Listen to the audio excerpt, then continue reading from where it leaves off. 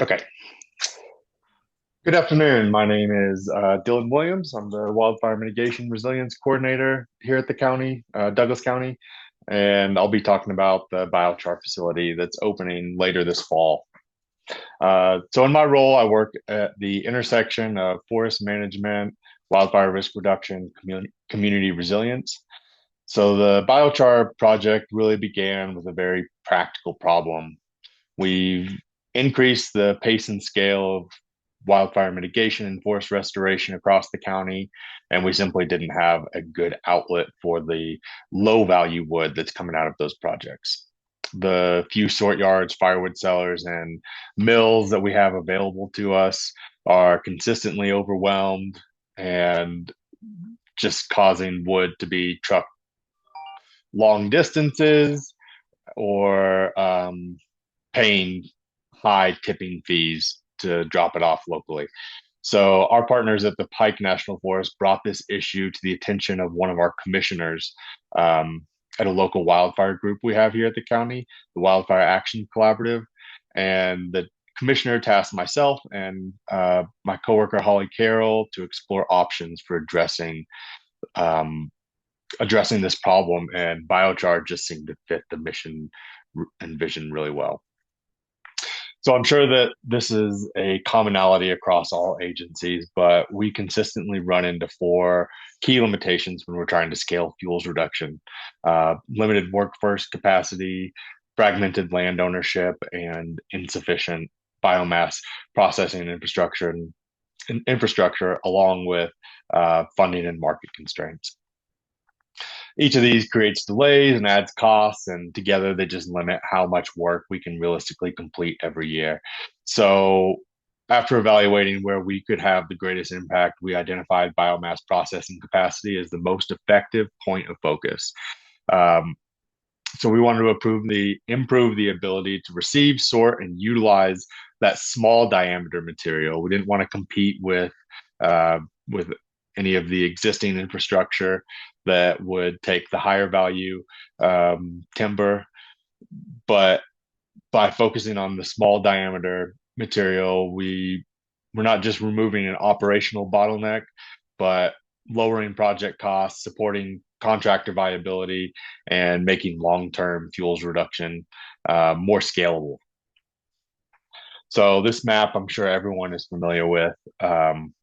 From the State Forest Service Forest Atlas, just showing potential fire behavior, and wildfire risk is growing and forcing our hand in how we manage our forests and private lands in the county and along the Front Range.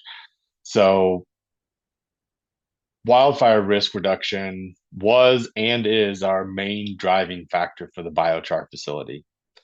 Our main priority from the beginning of this was always to provide a community service, offering a location where our communities, contractors, and partners could bring low value, liability biomass and drop off for free. So we're not charging a tipping fee.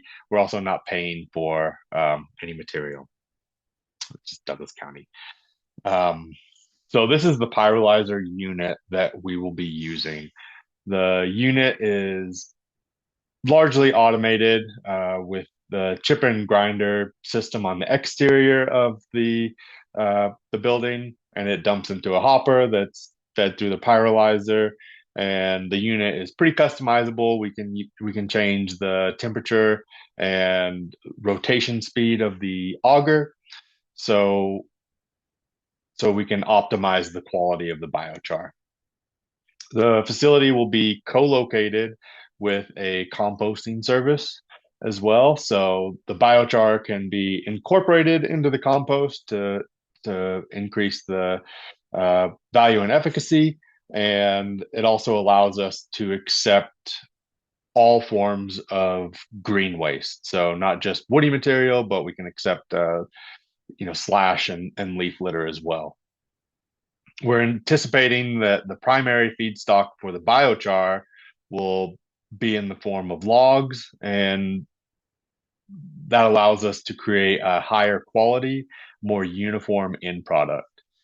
So by co-locating the facility with composting, we can move our existing slash mulch site to the biochar site and use the chipper grinder for both operations. And eventually, the long-term plan that the county has is to offer an e-recycling service at the facility as well for hard to recycle items. And the facility, the land that we purchased from the Sedalia landfill. So it'll be kind of a one-stop drop off for all residents in the county. So our unit that we are purchasing, this is just the picture you see is just a artist rendition. It's the architectural firm. They created this, so this is not exactly what it's going to look like. Just kind of showing um, a a rendition. So, but our unit will be able to process 1.5 tons of biomass per hour.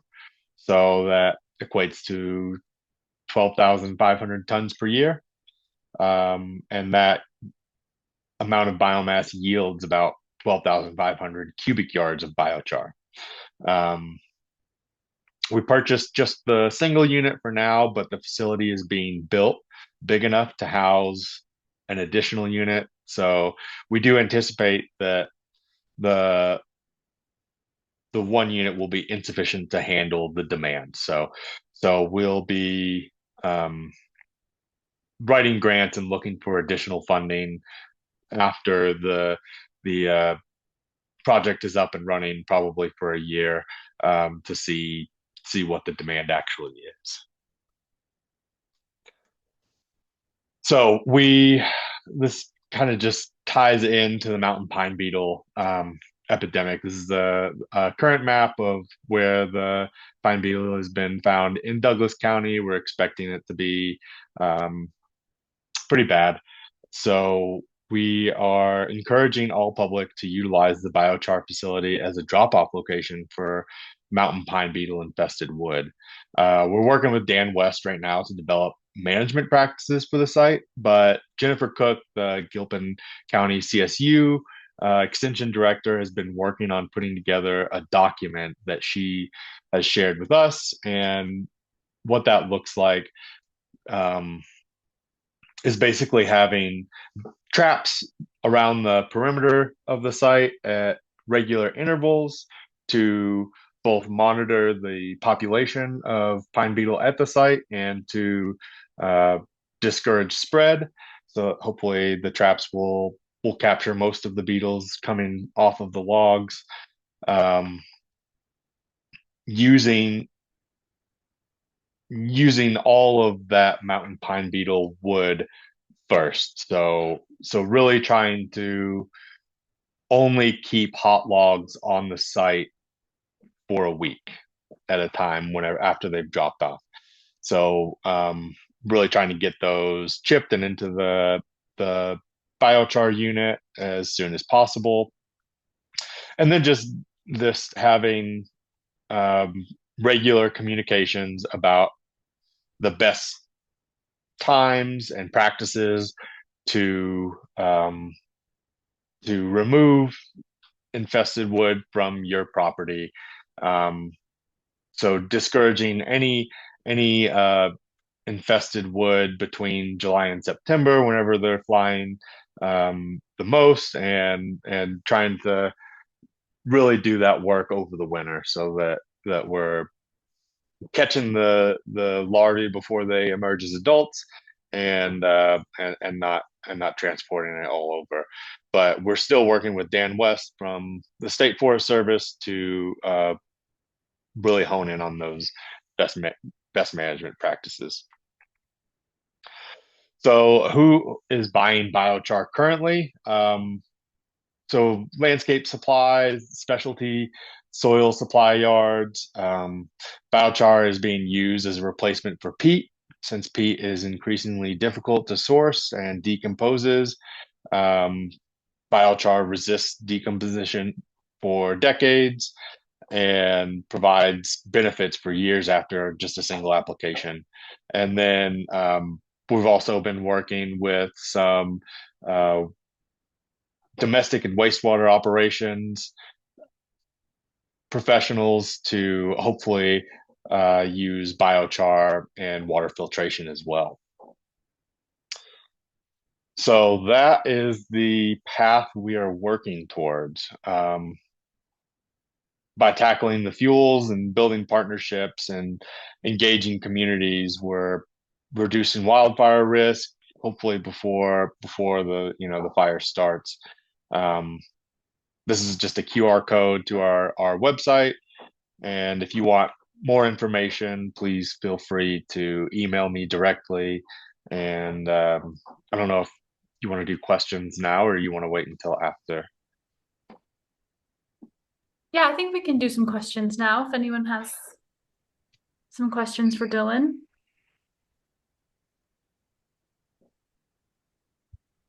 Yeah, Dylan, Rob Clement, Golden Sky Roofing and Exteriors. We work in Douglas County with homeowners to do hardening projects and HIZ inspections and stuff like that. What is the best way to get homeowners in touch with you or like plugged into the biochar initiative? Yeah, so I would say you could just have them email me directly. We also have our biochar email, and that just goes to all of the biochar team members. It's just biochar at douglas.co.us. I'll throw that in the chat. Um, Okay, and then the QR code with website to our website. I would direct people there, and but probably just emailing one of us. It's a pretty small team, half a dozen people at the county, so we'd be able to answer any questions. awesome. So, Okay, cool. I appreciate it. yep. Jeff, you have a Jeff, question? yeah, yeah. So, Dylan, your math is way off. So, biochar, a ton and a half per hour. Remember, 80 to 90% of the mass is lost. So you only get 10% of that. So you're really only looking at about 2,500 tons a year, and it's feather light. So it's 350 to 500 pounds per cubic yard. So you are looking at about 9,000 cubic yards a year. But I think you'll find out because I've been working with biomass for a long time, or with biochar for a long time. You're going to find out that those are very rosy amounts. Uh, now, I'm not saying this is bad because I think what you're doing is the greatest thing that anybody's doing in Colorado. It's just I'm warning you that you're going to run into an issue with the predictions of how much you're going to be able to turn around, and everybody does. Everybody's Yeah, run and into that problem, you know. yeah, and I mean, even how much we can process is is just a prediction because we don't know the optimal amount. I think the first year will be really just trial and error. We are working with a professor down at in Colorado Springs who is um, going to help us with our feedstock and optimizing temperature and Optimizing, time. yeah, yeah.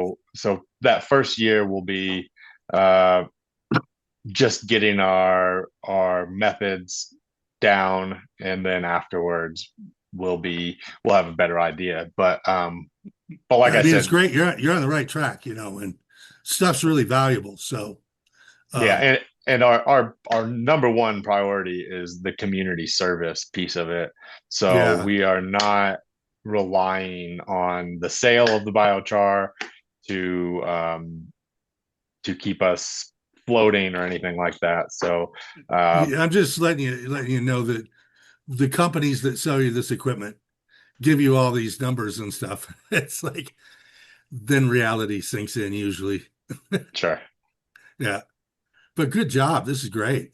Everybody's looking forward to see how it works. Yeah, we're really hoping that this can provide a blueprint for other municipalities to follow suit, or we have a lot of eyes on us. And there's one question in the chat for you. Sure. It's, are you currently expecting to handle the green infested wood or the red and dead too? Yeah, we will be handling both the the infested wood and the red and dead. So, I mean, the the site will be open 6 days a week for community members, and then contractors with log trucks will need to schedule their drop off, which that'll come at the as the facility gets closer to opening. So it'll probably have to be scheduled as a drop off, but yeah, we anticipate being able to handle both. I have a quick or two quick questions for you. Just little clarifying questions. One is, do you have a specific anticipated opening date for the facility? And then the second one is, I think I remember you guys mentioning at the open house for the facility, prioritizing Douglas County residents. Do you think that you will allow people to drop off who are not Douglas County residents? Or maybe Yeah, so right now the anticipated opening date is in September. That is we're probably going to start accepting material ahead of that time so that we can have the feedstock on hand whenever we open. And then we are prioritizing Douglas County residents. It will be one of the stipulations the commissioners made is that this is a free service to all of the residents and contractors in Douglas County. And then we have been signing some MOUs with neighboring counties, municipalities, so that they can drop off for free as well. But we don't know quite yet what the radius of our pull is going to be. So if we end up, pulling outside of the county or seeing a lot of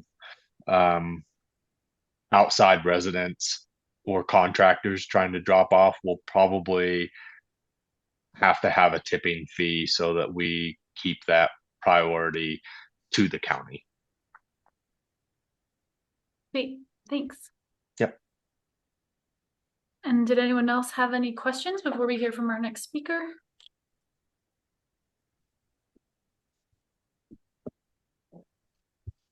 Okay. Okay, well, if you do, you can always pop them in the chat. I also put Dylan's email in there too, if you want to reach out to him. Yeah, okay, so next we have Jeff Ravage from Coalitions and Collaboratives. He's providing us some updates on his work, including woody biomass, including inoculating woody biomass with mushrooms. So Jeff, I'd love for you to remind us what the Cold Fire Project is and let us know what's been going on with your project lately. Well, the Coal Fire Project began in 2014 when we were trying to figure out what we could do with all the waste biomass, not only from mitigation, but from the multiple slash sites, community slash sites we were running, because it's great. Everybody, we can, stimulate the community to do their own mitigation on their properties by having these slash sites, but then we're stuck with what do we do with this biomass material? And so we started looking at multiple different things. And one of the ideas was mushrooms, letting mushrooms try and digest them. So we began experiments with Denver Mountain Parks in 2014, and we have been doing it ever since. I'm going to run a little few slides here. I'm recycling them from the Fire Grand Challenge. We were participants in that, and I will tell you what the Fire Grand Challenge is here in a minute, but here, let me share my screen. And then we're going to go from the current slide. Okay, so as we know, fire is a natural part of a healthy forest ecosystem. It thins out the stands, it recycles nutrients, and it opens the canopy to sunlight for new growth. So it is something that we do not actually want to eliminate. What we want to eliminate is catastrophic wildfire. Now, the way that we normally think about things, we tend to think that that more firefighters, more machinery, more AI is going to be a solution to our problems. Oh, that's right. This one does this little thing. So, and more aircraft. Just throwing more money at the problem to try and stop fires once they've occurred. It's a very reactionary approach to the whole situation. The problem, as we can see from this slide, is the overgrowth of our forests. The overgrowth of the forest, slides were taken from the same spot a little over a century, and you can see the problem with overgrowth. So the best way to deal with this overgrowth is mitigation. And if we don't mitigate, and if we just allow fire to go through as it's going through, we're going to end up with desertification. We're going to destroy all of our forests, and what's going to be left is desert land. And that is unfortunately a problem that we're facing right now. So really, this is a problem of understanding what the real problem is. And the problem is catastrophic fire. It is not fire itself. So as we throw more AI and more, machines at it, we are just really making the problem worse, because AI uses huge amounts of energy, creating more greenhouse gases, more airplanes, and more equipment on the ground also contributes to greenhouse gases, which contributes to the problem of global warming, which contributes to more fire. What we want to do, and more machines going through, cutting down, what we want to do is we want to use nature as our solution. And so the solution that we looked for is the mushrooms. And the mushrooms have led us to what we call cold fire. So cold fire is basically fungal decay of waste biomass. It is nature's method of recycling this material in the ground. It is chemically and thermodynamically equivalent to fire. It does exactly the same thing, breaking down the carbon, hydrogen, oxygen bonds, except it does it without releasing heat, so it can never escape and become another catastrophe. And it works rather rapidly, depending mostly upon how much moisture you have on the ground. So cold fire is the power of mushrooms. We take piles of wood chips from mitigation projects or from your slash sites, and we inoculate them with mushrooms, and those mushrooms rapidly digest this material. Now, our method uses native wood rotting mushrooms. We try and collect mushrooms within a radius around the area where we're going to use them. Then we take them into the laboratory and we conditionally train them to target them to break down this material, because these mushrooms do not naturally eat a pile of wood chips. But in about 6 months, we can train them to eat a pile of wood chips quite rapidly. This is nature's solution. It always has been nature's solution. And we're just trying to work with nature and just basically optimize it and make it work faster. So we were selected for the Fire Grand Challenge, which was an international X Prize competition for fire technologies, new fire technologies. We created a project in British Columbia where we created a replication of our first experiments that we did here in Colorado with piles of approximately 80 tons of wood chips using these mushrooms that we collected in British Columbia. The ones on the right are chicken of the woods. Those are really, really yummy mushrooms. And so we worked at Sikidak, which is a indigenous self-autonomous community in British Columbia, out near Hazelton, British Columbia, really in the middle of nowhere. We built these piles. We trained the mushrooms, and the mushrooms, we brought them into America, trained them, took them back, put them in the ground, and these mushrooms, the photograph on your right, is the mushrooms that we put in there. In 13 days, we had mushrooms growing out of these piles because it is so moist in British Columbia. That is not common in Colorado. In Colorado, it usually takes 1 to 2 months before we see mushrooms out of a pile. Here is a test project in Colorado. This was done at the Chatfield Botanic Gardens, Denver Botanic Gardens, Chatfield Farms. On the left is the before. This is 81 tons of wood chips from a mill. On the other side is after. In 3 years, we had almost a 90% reduction in bulk mass while preserving all of the nutrients. And the nutrients, of course, are lost when wood is burned.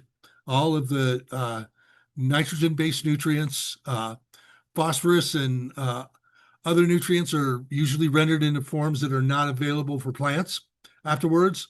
And not only that, but it has around 10 to 13% of the carbon from the entire feedstock left in here. Now, I'll point out that biochar maintains between 13 and 18% of the carbon from the feedstock. So we're just slightly behind biochar in our ability to sequester carbon, but we don't need machines. We don't need to move the material from the site. So we save money on both sides, and plus we enrich the environment rather than taking all of those nutrients and basically defenestrating them, which is a fancy way of saying throwing them out the window. We have multiple methods of doing it. We're working in Green Mountain Falls now in areas where lop and scatter has been done, and the wood cannot be removed from the site. So we're inoculating the bulls and letting the mushrooms eat them. These mushrooms are a lentinus genus and quite yummy in and of themselves. Here you can see mushrooms collected in the wild. You can see the mushrooms that are eating the wood chips. And basically, right now, there is, according to the 2023 Department of Energy report, waste biomass in the United States is approximately a 1 billion ton a year project, somewhere around $4 billion of hidden costs to deal with it. We think that the mushrooms can create a new industry that can distribute these mushrooms. Small mushroom farms can create the material that's put into the ground, creating local jobs everywhere where forestry or industry, pulp industries, or anywhere where there's waste biomass being done. That is our hopeful design model, is that we train people how to train mushrooms, and the mushrooms take care of the biomass, saving everybody money and being a community and ecologically sound method of dealing with it. So here we are in Evergreen. Last year, in Colorado, we not only did the project in British Columbia, but we did projects in Estes Park, in Frisco, and in Evergreen. And as you can see, you get to work in some of the beautiful places that loggers usually get to work, but now we can go up there and we can plant mushrooms. And that is the end of this presentation. The Fire Grant Challenge made it possible for us to go international. And we thank them for that, but we will continue. We're in our 12th year now of training mushrooms to eat waste biomass. Wow. Thank you, Jeff. I'm going to open it up for some questions. I already see 2 in the chat. One is, can you sell the mushrooms? And the other one is, how do you train a mushroom? Which I like that question. Well, right now, it's we're not going to tell you exactly how we train them because we have a patent pending. That patent is going to be able to fund this to create it. But basically, it's a generational conditioning. You're making them more and more familiar with the material you want them to eat. Can you sell the mushrooms? In the British Columbia, the Gitxan at Sigidac are doing that very thing. I would not because of just the liability, but we do use only uh, uh, culinary, edible mushrooms or medicinal mushrooms. Most of those mushrooms are wood rotters. We don't want to harm anybody in case they go on and pick them. But you have to be very, very careful if you're going to sell them. Because one thing, mushrooms are incredible bioaccumulators of toxins in the environment. And all of that bioaccumulated toxin is going to go into that fruit body. Now, toxins that we might often be worried about that are organic, anything like a PCB, a PAH, petroleum, diesel spills, that's also a hydrocarbon. They will break that down and detoxify it. The thing we're worried about them bioaccumulating is heavy metals and other toxins in there. And that also brings up something that we're just beginning to look at is bioaccumulation of toxins on mine sites, using it in remediation. And we're working with Trout Unlimited, where we're basically using customized mycorrhizal inoculants to increase the biouptake of willows, of heavy metals out of effluent that's coming out of mines. So in another 12 years, we'll have a presentation like this telling you how that works. But right now, we got wood rotting down. Let's see. Feel free to pop in with a question if you guys have any.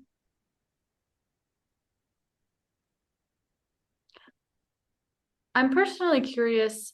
It looks like you've done some work, you said, in Evergreen and different parts of Colorado and British Columbia.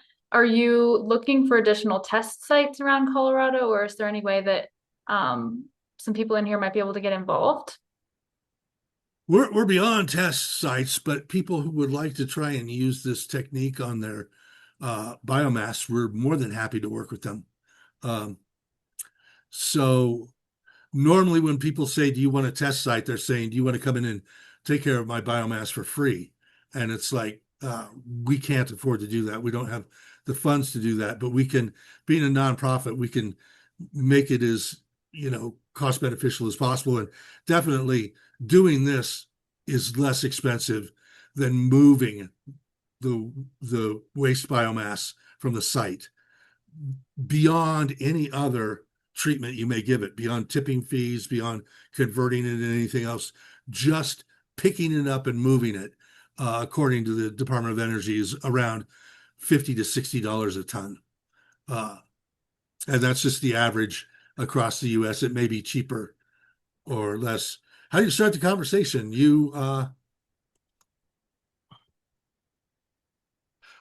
sent me an email at the email address in the chat. And we will start that conversation with you right away.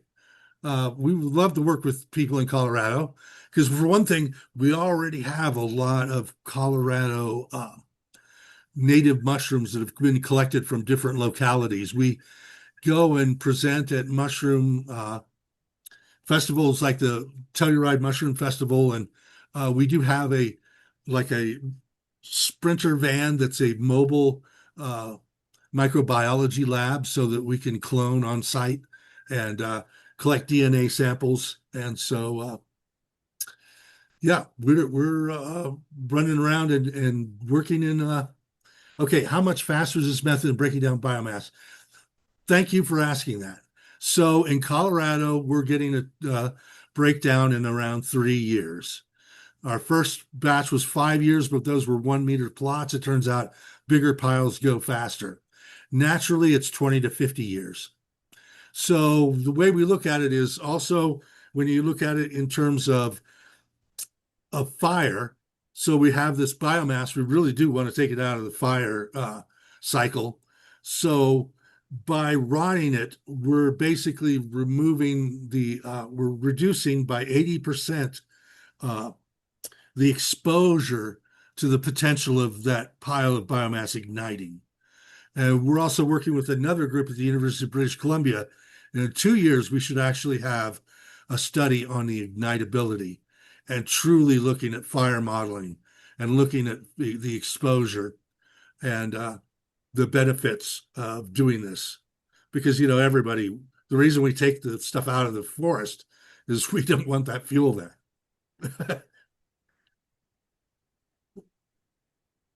Inoculating course of material. Yeah, well, we are inoculating tree boles. That was one of the slides.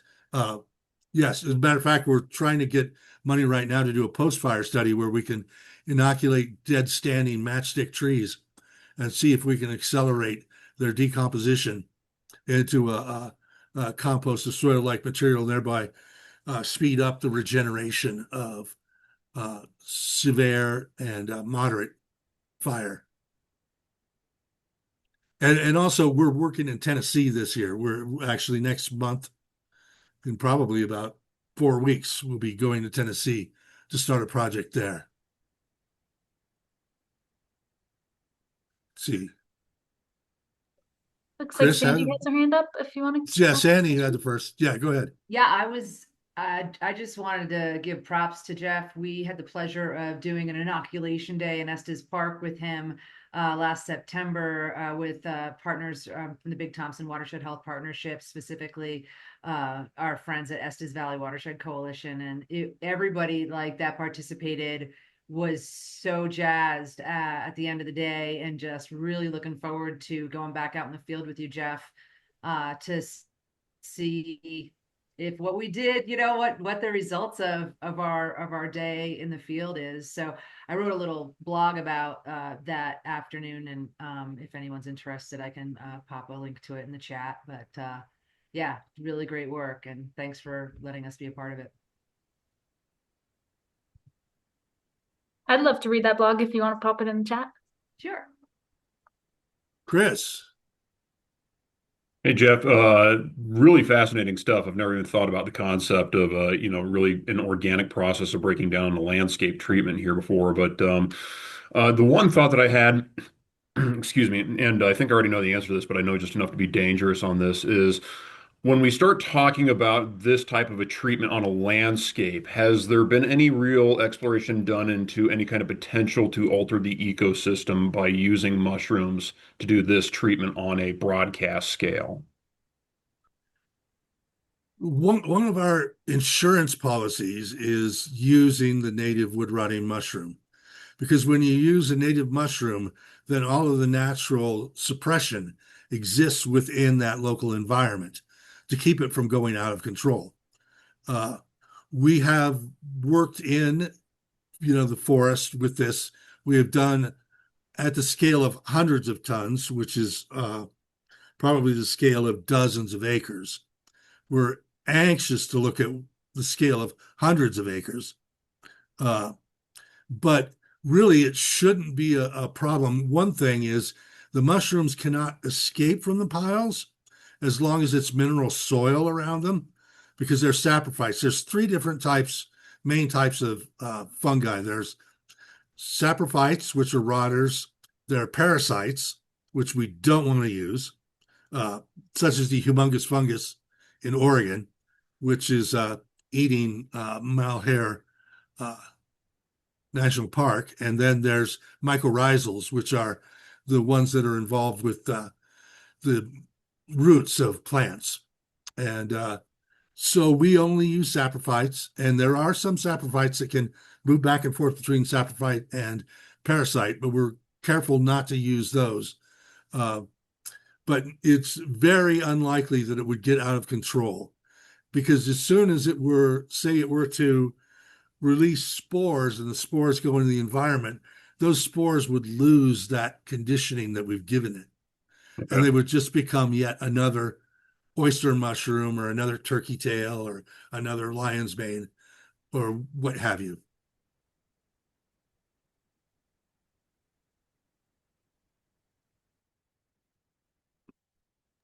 think we had two other questions in the chat. One was from Rob asking if there's a risk that the mushrooms start eating living fuel. So I think that one we kind of just answered. And then have you ever used this decomposed biomass in post-burn restoration sites? But it sounds like that's coming up next.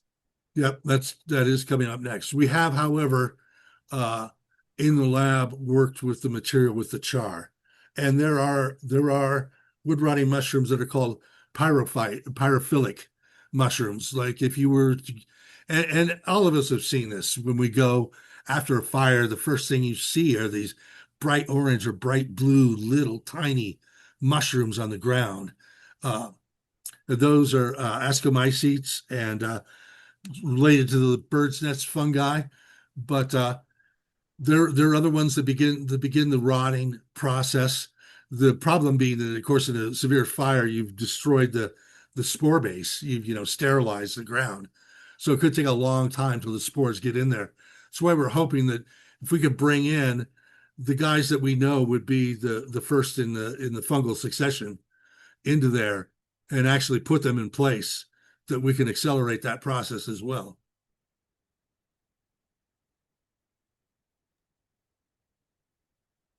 Great. Last chance for questions before we head off to breakout groups. Okay, sweet. Well, thank you guys both for sharing. I personally loved both of your presentations.